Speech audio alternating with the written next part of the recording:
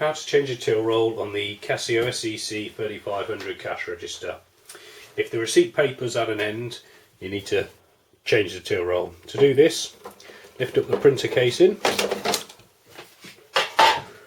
remove any paper that's left by gently lifting up the platen arm and removing the paper. You can now take your new thermal till roll paper and load shiny side facing down. Just drop it into the well like that, pull a bit forward, gently close the platen arm over, and then you can now replace the printer casing. Tear off the excess paper and the machine is now ready to use.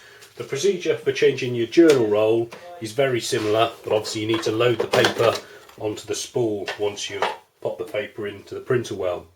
So to change the journal roll, first of all, lift up the spool, tear the paper off and remove paper from the till roll spool.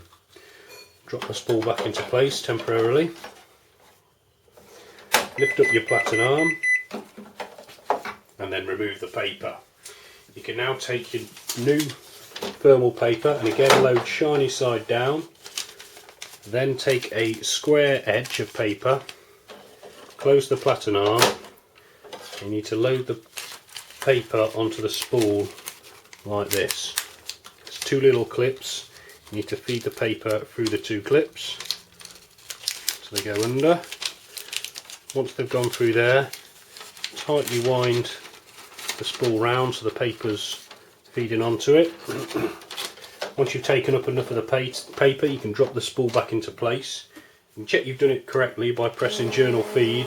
You should notice the spool turn and the paper feed onto it without billowing everywhere. If it does billow up a bit, all it means is you haven't got the paper tight enough onto the spool. So simply lift the spool out and reload the paper, but tighter, making sure that it goes under the two clips.